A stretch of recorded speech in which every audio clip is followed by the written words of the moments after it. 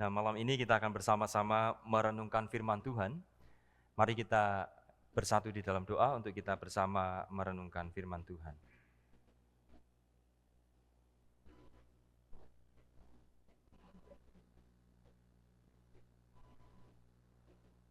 Tuhan, kami akan belajar firman-Mu.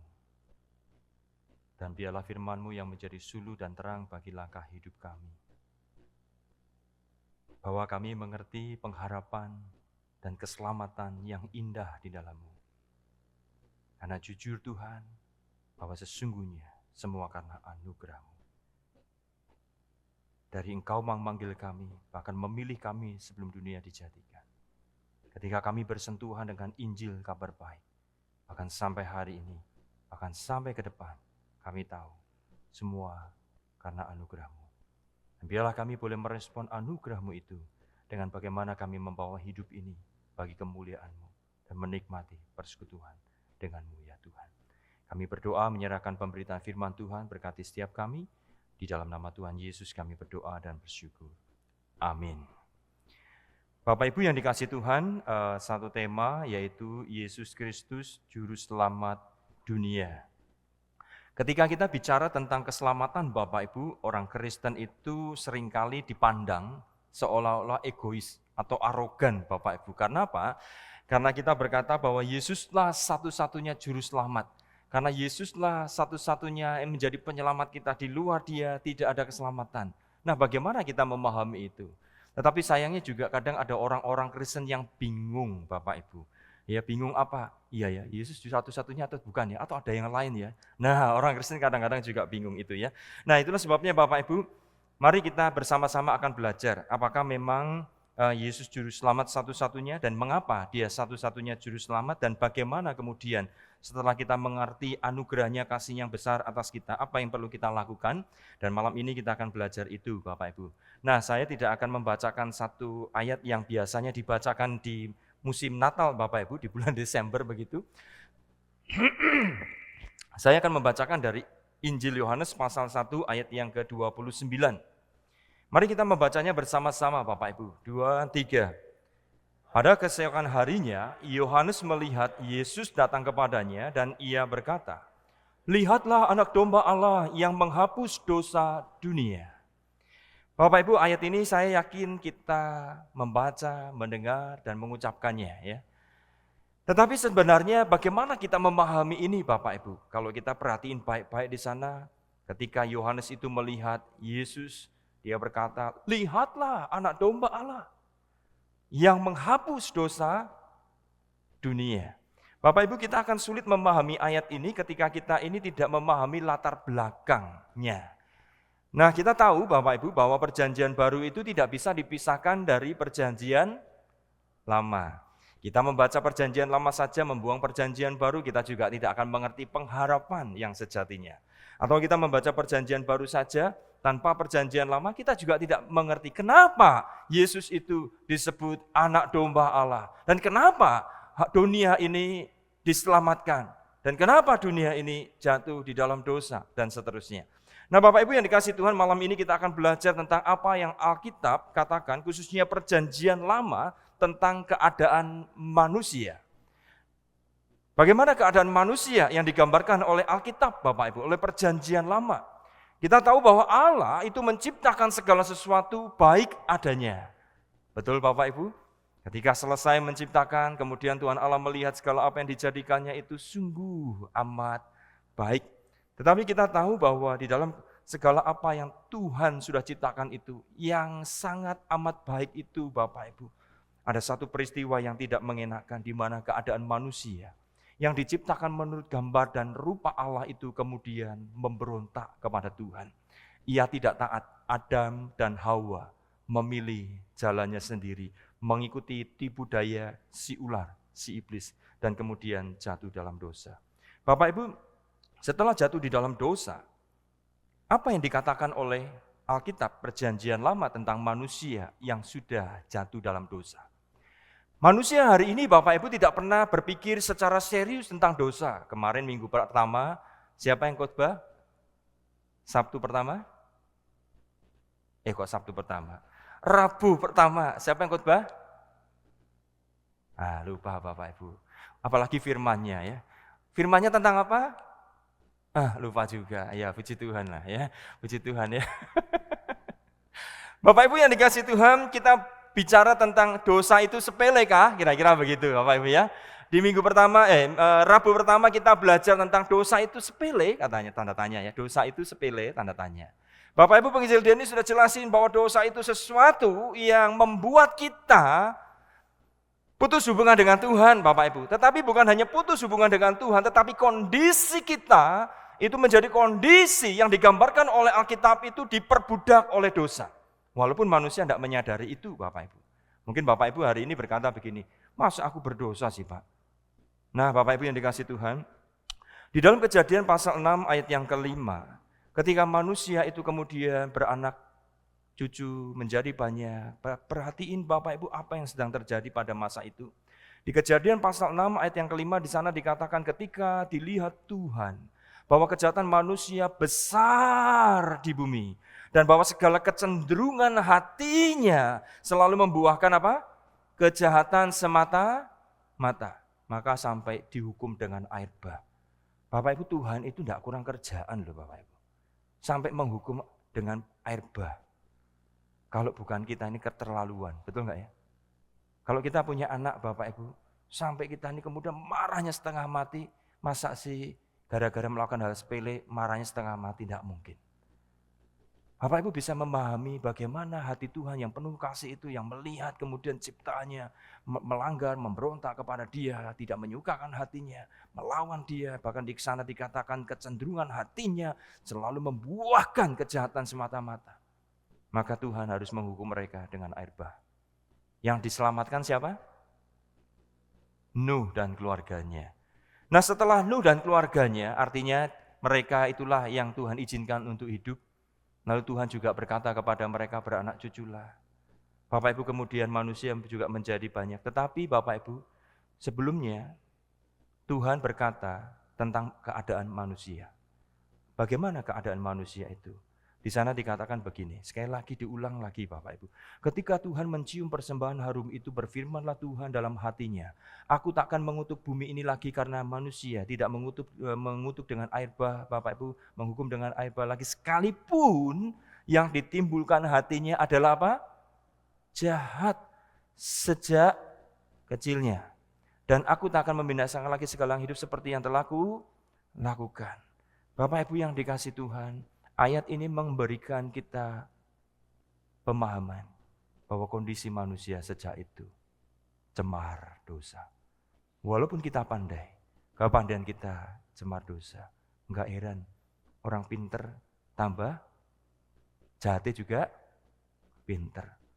Betul enggak Bapak Ibu ya? Bahkan dikatakan dari kecilnya, itu artinya kondisi kita tidak bisa berkenan di hadapan Tuhan. Alkitab itu mencatat begini Bapak Ibu, yang berkenan itu yang sempurna, yang utuh, yang tidak ada cacat celah. Karena Allah sempurna, Allah kudus dan mulia, sedangkan manusia tidak kudus dan mulia. Betapapun hebatnya kita, luar biasanya kita Bapak Ibu, kita cemar dosa. Walaupun kita memiliki nilai-nilai kebaikan, karena kita diciptakan menurut gambar dan rupa Allah, sehingga kita masih memiliki kasih sayang. Tetapi kasih sayang kita ini sudah cemar dosa. Sehingga apa yang terjadi ketika kita dibalas dengan tidak kasih sayang?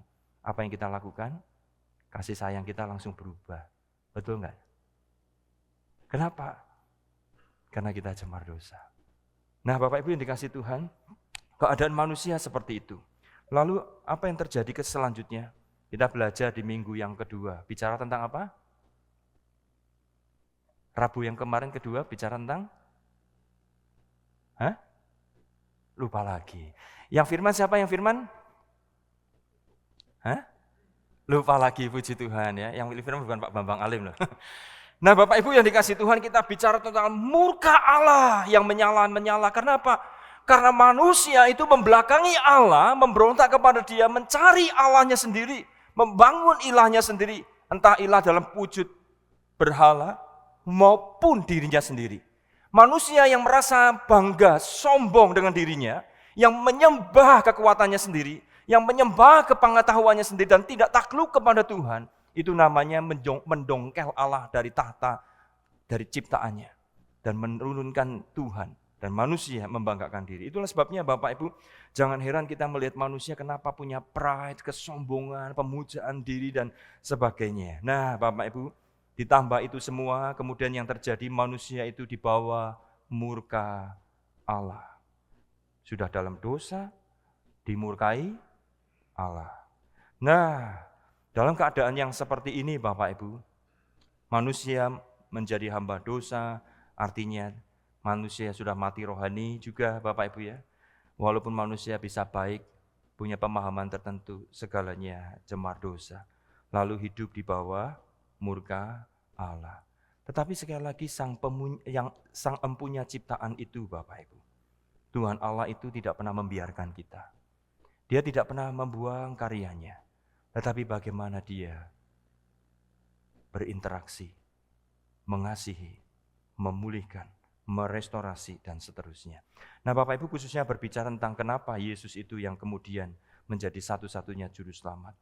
Bapak Ibu di perjanjian lama ini sesuatu yang menarik adalah begini. Saya pakai bahasa simpel Bapak Ibu ya. Kita itu kenal dengan yang namanya korban pengganti. Kenapa sih harus diganti? Ada korban pengganti. Bapak Ibu, kalau kita tidak bisa lari, kita lari, kemudian kita sudah tidak bisa lari lagi, padahal harus dilanjutin, berarti harus ada yang menggantikan. Kalau kita ini sedang bawa makanan Bapak Ibu, tinggal berapa meter di depan Bapak Ibu, tapi sudah tidak kuat. Bagaimana ini bisa sampai ke sana? Harus ada korban, harus ada yang menggantikan membawa. Bapak Ibu perhatiin baik-baik kenapa harus ada korban pengganti, kenapa harus ada juru selamat. Ini membuktikan bahwa manusia tidak bisa menyelamatkan dirinya sendiri. Ini membuktikan bahwa manusia siapapun adalah orang-orang yang terus di bawah murka Tuhan dan sedang menuju kebinasaan. Tetapi Tuhan di dalam perjanjian lama itu memberikan tanda-tanda, memberikan gambaran-gambaran anugerahnya. Korban pengganti. Ada domba, lembu, hamba yang menderita, juru selamat diberitakan lahir dari seorang perempuan laki-laki. Dia akan menyelamatkan bukan seperti superhero yang kuat, tetapi memikul penderitaan dan dosa dunia. Nah Bapak Ibu, saya memberikan ilustrasi seperti ini. Mari kita lihat ilustrasi ini. Ketika ciptaan jatuh dalam dosa, Bapak Ibu, bayang murka Allah itu nyata. Tetapi yang luar biasanya adalah begini. Tuhan itu tidak pernah diam. Mengapa perbuatan baik manusia tidak bisa menyelamatkan? Bukan karena perbuatan baik itu tidak baik Bapak Ibu. Tetapi perbuatan baik kita itu tidak sempurna, cemar dosa. Itu masalahnya. Jadi apakah kita ini tidak bisa berbuat baik? Bisa.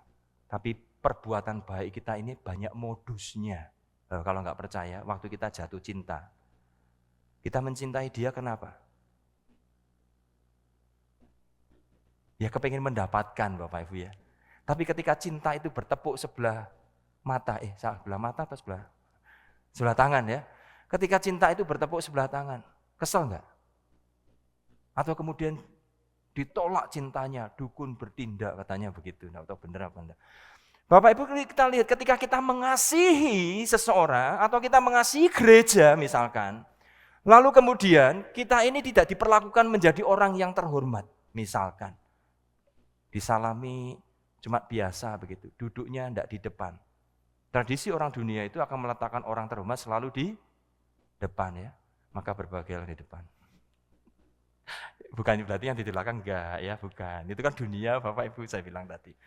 Bayangkan Bapak Ibu, maka saya bilang apa? Apakah perbuatan baik itu bisa menyelamatkan? Tidak, bukan karena perbuatan baik itu tidak baik. Baik, tetapi itu sudah cemar dosa.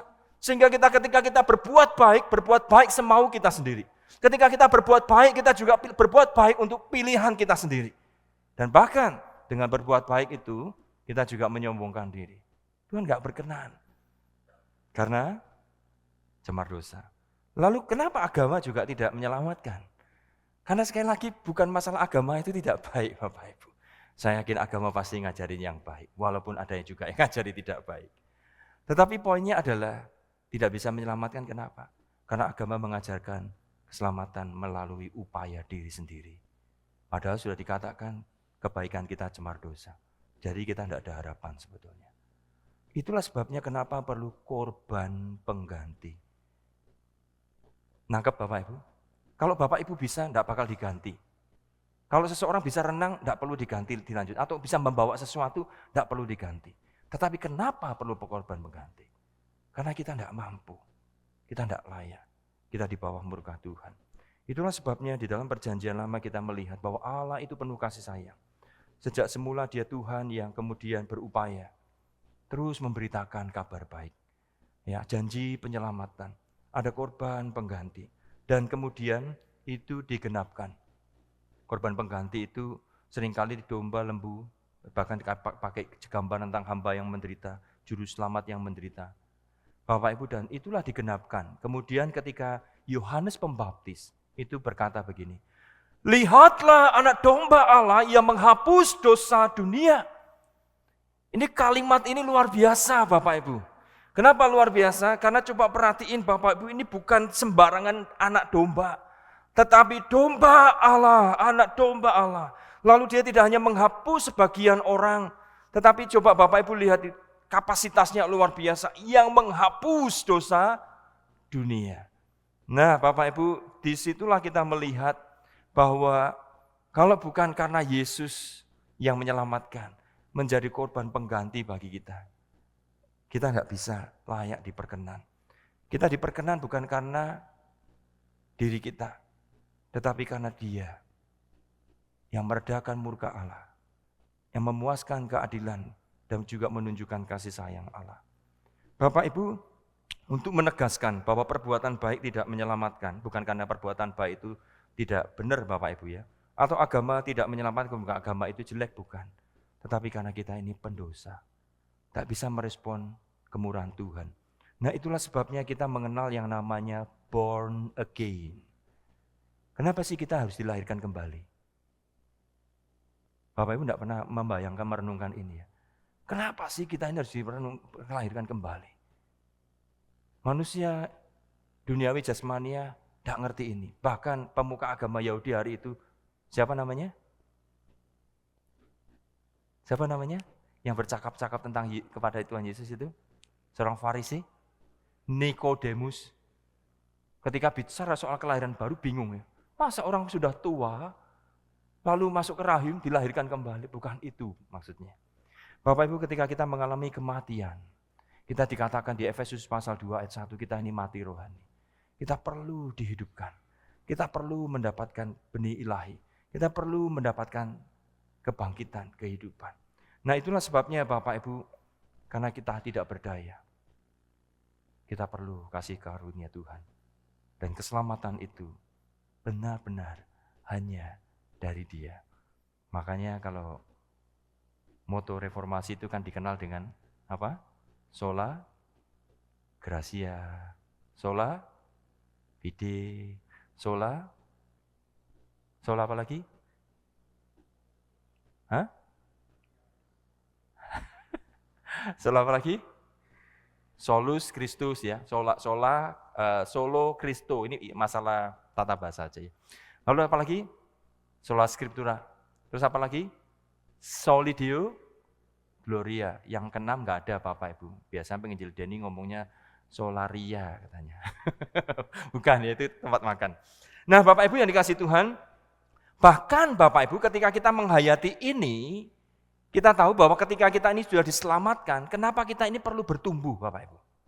Nah pertanyaan kan begitu ya. Loh Pak, kita sudah lahir kembali, sudah dalam Tuhan sekarang, kenapa kita perlu bertumbuh kembali? Bapak Ibu, anak Tuhan itu seperti apa yang dikatakan oleh Martin Luther Bapak Ibu ya. Di saat yang bersama kita itu dibenarkan, di saat yang bersama kita ini masih pendosa. Nah Bapak Ibu yang dikasih Tuhan, itulah sebabnya pembenaran itu cuma sekali. Dibenarkan status kita orang benar. Orang benar bukan karena kita, tetapi karena Kristus yang kita dapat dari iman. Jadi kebenaran Kristus, kenapa ada korban pengganti? Karena kita sudah tidak bisa, kita nol Bapak Ibu, kita ini nol. Dan kebenaran Kristus itulah yang diperhitungkan bagi kita ketika kita percaya kepadanya. Sehingga kita dibenarkan bukan karena kita, tetapi karena karya Kristus. Tetapi kenapa pengudusan itu tidak sekali Bapak Ibu? Dan harus terus menerus sampai seumur hidup kita. Benar nggak ya? Apakah hari kita jadi orang kudus? Makanya jangan heran Bapak Ibu kalau lihat orang Kristen kadang bencekno. Betul? Kenapa masih mengenakan tubuh dosa? Tubuh cemar dosa ini loh Bapak Ibu. Maka anak-anak Tuhan itu harus bertumbuh. Anak Tuhan harus belajar taat. Anak Tuhan harus belajar. Kenapa? Karena daging ini lemah. Bapak Ibu yang dikasih Tuhan, itulah sebabnya kita ini, tubuh ini dikatakan darah dari daging ini tidak mendapat bagian dalam kerajaan Allah. Satu kali kita tinggalkan. Tapi Tuhan memberi tubuh kebangkitan. Nah Bapak Ibu di dalam proses hidup kita itu tadi, sekali lagi kita tidak pernah bisa diperkenan Tuhan. Kita ini tidak sempurna. Serius Bapak Ibu. Itulah kita tidak bisa sombong, tidak bisa membanggakan diri. Kenapa?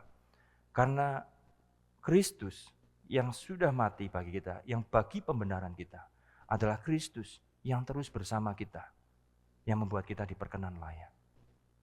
Itu yang disebut istilahnya union with Christ. Itulah sebabnya kenapa Kristus satu-satunya juru selamat. Kalau Bapak Ibu mengenal ini, mengerti, memahami ini, kita ini sadar, Tuhan aku bukan siapa-siapa. Perkenanan kita ini karena Tuhan, karena daging kita ini seringkali membuat Tuhan itu hatinya terluka. Kalau pakai bahasa manusia Bapak Ibu. Melihat gerejanya yang kadang sering berantem, betul nggak ya? Melihat suami-suami Kristen yang seringkali menyakiti istri-istrinya misalkan. Melihat istri-istri Kristen yang masih juga kadang cerewet dengan suaminya misalkan begitu. Macam-macam Bapak Ibu. Dan kalau semua itu terjadi, lihat. Kalau kita tidak lagi hidup di dalam murka Tuhan, itu karena union with Christ. Itulah sebabnya kita tinggal hidup di bawah kasih karunia Allah. Bapak Ibu ketika kita memahami ini kita nggak akan sombong. Memahami ini kita akan berkata, Tuhan aku ini bukan siapa-siapa tanpamu. Tiap hari aku perlu Engkau. Tiap hari perlu Engkau. Bapak Ibu yang perlu kita perjuangkan adalah bagaimana bertumbuh. Daging ini lemah. Daging ini selalu membawa kita bagi kesulitan. Tetapi kita diingatkan, kita tidak pernah sendiri. Ada Tuhan yang beserta kita. Nah itulah sebabnya Bapak Ibu kita perhatiin di sana. Markus 10 ayat 14, kenapa Yesus satu-satunya juru selamat?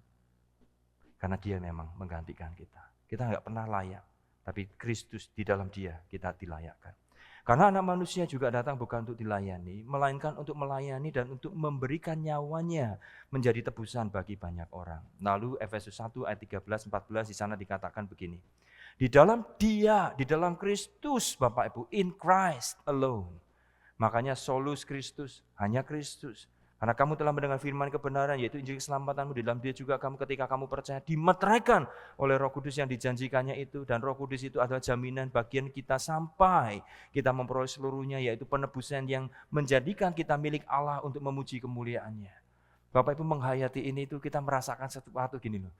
Waduh, sukacita yang indah ya. Kayak orang di dalam kegersangan begitu, lalu ada dapat air gitu. Waduh menyejukkan. Kenapa? Karena kita nggak berdaya. Karena kita ini harusnya binasa. Tetapi Kristus, di dalam Kristus, apa yang Kristus lakukan, bukan hanya di kayu salib itu, tetapi union with Christ itu Bapak Ibu. Yang memampukan kita dalam proses pengudusan kita seringkali gagal, kita ini harusnya dimurkai. Tetapi kita masih dalam perkenanan, kita hidup di bawah kasih karunia. Kenapa? Karena Kristus. Jadi kita nggak bisa berbangga diri. Nah Bapak Ibu, bagaimana respon kita terhadap karya Kristus yang datang untuk menjadi pengganti atau juru selamat. Kenapa disebut juru selamat? Ya kayak juru mudi, Bapak Ibu kita punya sopir, dia yang sopirin kita. Kita nggak bisa nyetir soalnya, kira-kira begitu. Nah Bapak Ibu, Yesus datang menjadi juru selamat bagi kita. Bagaimana respon kita? Yang pertama, jangan lagi hidup bagi dosa. Bapak Ibu yang dikasih Tuhan, kedagingan ini, daging kita, keberadaan kita ini, sekali lagi kita orang benar pada satu sisi. Tetapi kita juga adalah pendosa. Karena kita masih mengenakan tubuh darah yang cemar dosa. Sehingga disenggol sedikit, tiba-tiba bisa marah. Di ngomongin sedikit, kata-kata yang apa, tiba-tiba bisa apa. Kadang kita bisa iri, kadang kita bisa punya pikiran itu. Bapak Ibu, kalau sekali lagi tanpa Kristus, tanpa union with Christ, kita tidak diperkenan. Tetapi itulah kasih Tuhan yang membawa kita ingat, kita bukan siapa-siapa, tapi bagaimana responnya? Jangan lagi hidup bagi dosa. Beberapa waktu yang lalu penginjil Denny juga sudah sempat bahas ini ya kalau nggak salah ya. Nah, kita kembali ke Roma 6 ayat 10 sampai 14. Sebab kematiannya adalah kematian terhadap dosa satu kali dan untuk selama-lamanya. Dan kehidupannya adalah kehidupan bagi Allah. Demikianlah hendaknya kamu memandangnya, memperhitungkannya, memahaminya, menghayatinya. Bahwa kamu telah mati bagi dosa. Tetapi kamu hidup bagi Allah dalam Kristus Yesus. Sebab itu hendaklah dosa jangan berkuasa lagi atas tubuhmu yang fana. Jangan ikuti keinginannya. Jangan ikutin maunya Bapak Ibu. Itulah sebabnya dalam Galatia ada pertentangan, tension antara kehidupan keinginan daging dan keinginan roh. Supaya kamu jangan lagi menuruti keinginannya dan janganlah kamu menyerahkan anggota tubuhmu kepada dosa untuk dipakai sebagai senjata kelaliman. Tetapi serahkanlah dirimu kepada Allah sebagai orang-orang yang dahulu mati, tetapi yang sekarang hidup. Dan serahkanlah anggota-anggota tubuhmu kepada Allah untuk menjadi senjata-senjata kebenaran. Sebab kamu tidak akan dikuasai lagi oleh dosa. Tipu dayanya tidak menang atas kita. Karena kamu tidak berada di bawah hukum Taurat, tetapi di bawah kasih karunia. Bapak Ibu, contohnya apa sih contohnya? Contohnya simpel Bapak Ibu. Anggota tubuh kita apa? Apa saja anggota tubuh kita? Banyak Bapak Ibu ya.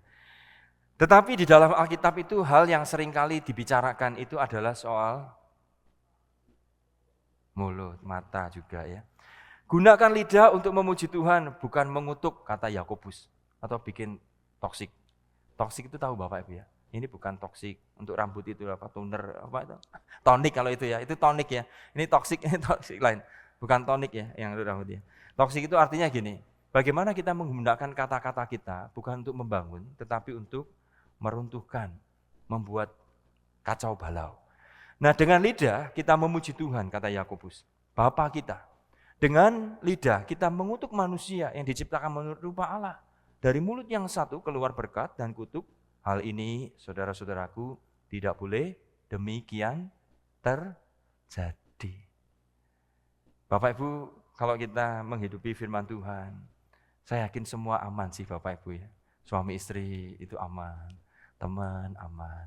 Tetapi yang terjadi adalah dengan mulut yang sama, kita ini kadang-kadang bikin rusuh Bapak Ibu. Dan dunia ini bikin kacau juga gara-gara perkataan. Lalu apa saja? Apa lagi kira-kira? Ya tangan, ya kekuatan. Kita pakai untuk menikmati dunia bukan untuk melayani Tuhan. Itulah sebabnya selain kita jangan lagi hidup bagi dosa, maka kita harus perlu mengarahkan hidup kita kepada sesuatu yang berbeda. Yaitu apa?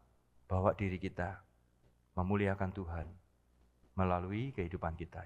Muliakanlah Tuhan melalui hidup kita. Itulah sebabnya Paulus berkata, setelah berbicara tentang anugerah Allah yang besar, Paulus itu kemudian berkata begini, persembahkanlah tubuhmu,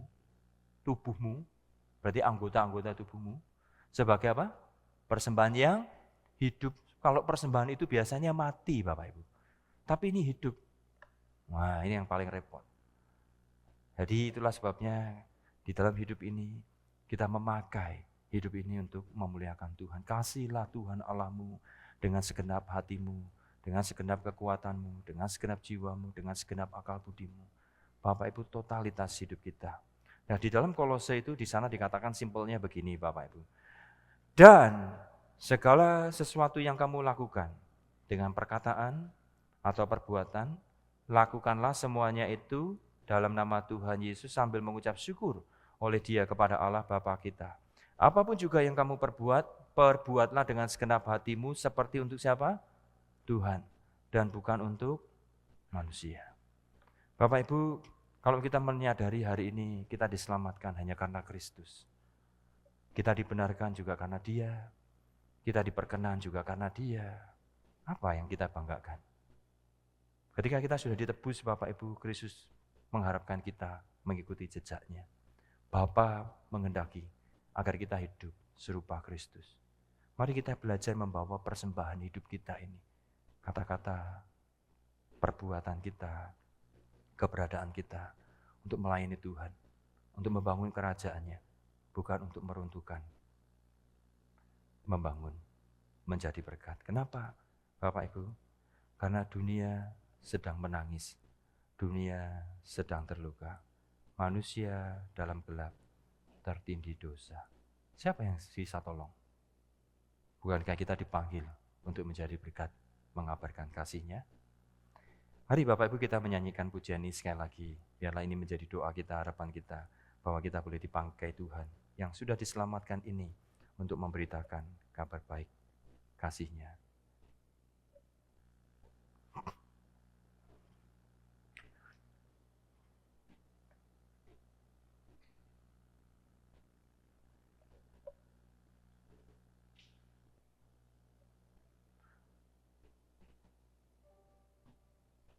Natal adalah kasih, bagikan anugerah kabar baik dari Tuhan, kasih-Nya yang besar. Dia juru selamat yang sanggup menyelamatkan kita, yang membebaskan kita dari kebinasaan kekal, memberi kehidupan yang kekal.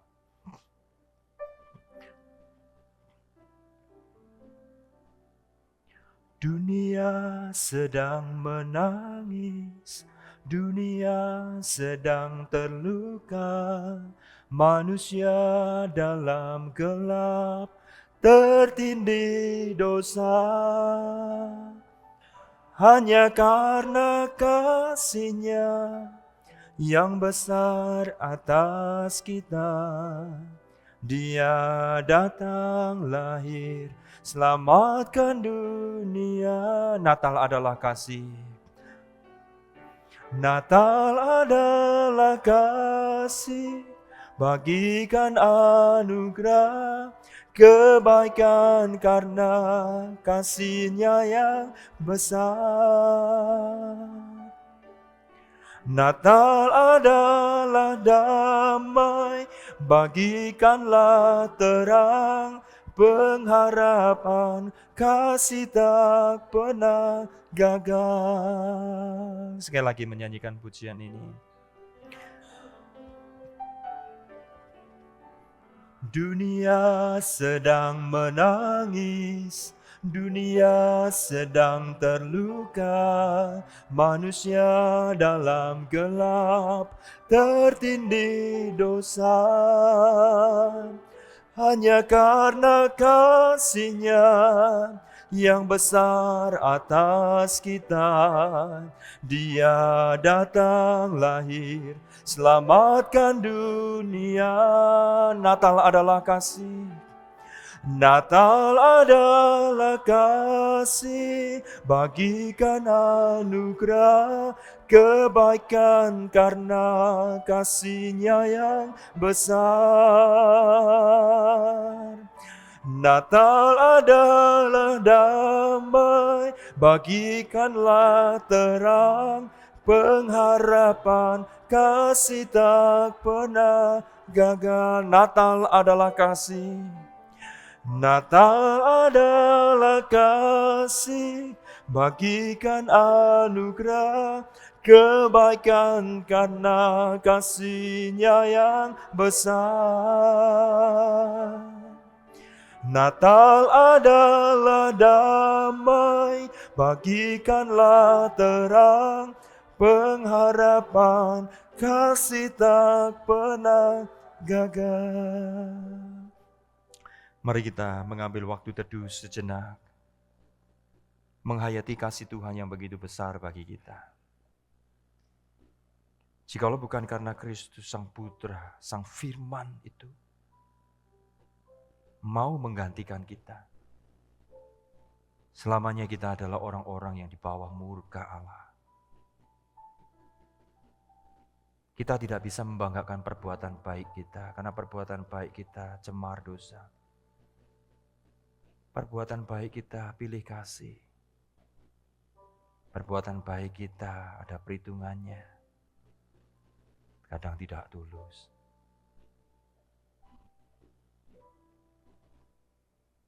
Tidak ada sesuatu yang baik pada kita. Bahkan Alkitab berkata kebaikan kita seperti kain kotor. Tetapi Allah yang penuh rahmat itu menyatakan keselamatan dengan korban pengganti. Itulah sebabnya Yesus dikatakan anak domba Allah yang menghapus dosa dunia.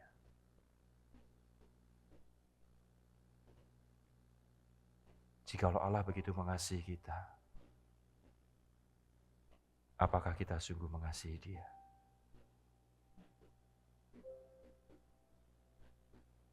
Apakah kita memberikan bagian-bagian hidup kita untuk memuliakan Dia? Atau masih memberi kesempatan hidup bagi dosa?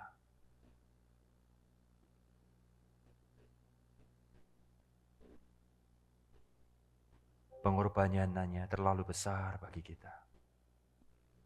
Pengorbanannya sangat besar. Karena kasih-Nya sangat besar bagi kita.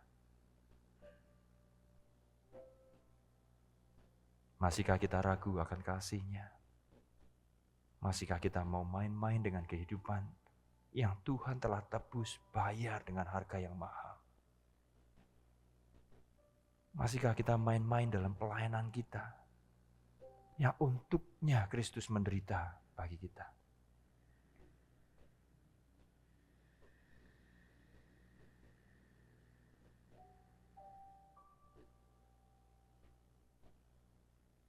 Kita tidak akan sanggup menggarami, menerangi dunia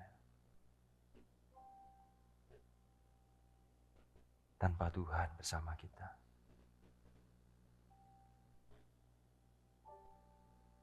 Bukan kuat gagah kita yang mampu mentransformasi, tapi kabar baik, Injil Kerajaan Allah, kasih Kristus.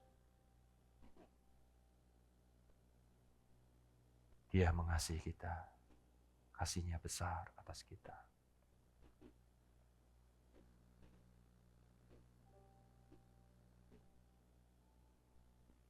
Tuhan, kami memohon belas kasihan-Mu. Terangi pikiran kami, terangi hati kami, agar kami boleh melihat betapa kaya kasih-Mu bagi kami, betapa lebar, panjang, dalam dan tingginya kasih-Mu bagi kami.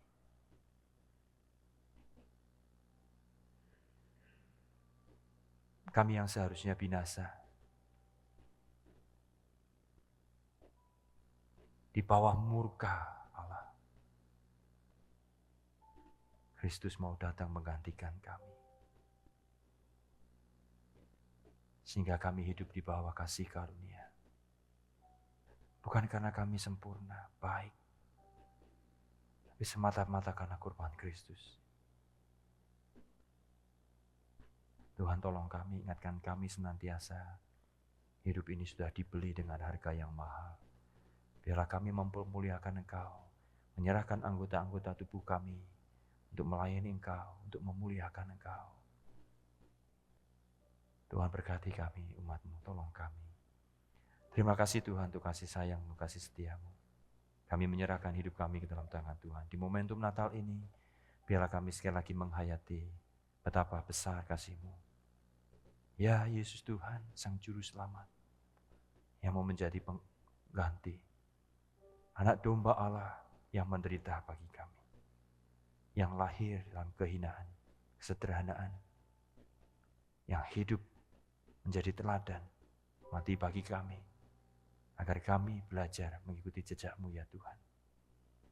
Menyangkal diri, memikul salib, dan mengikuti Engkau. Berkati kami umat-Mu, kami berdoa bersyukur di dalam nama Tuhan Yesus Kristus. Amin.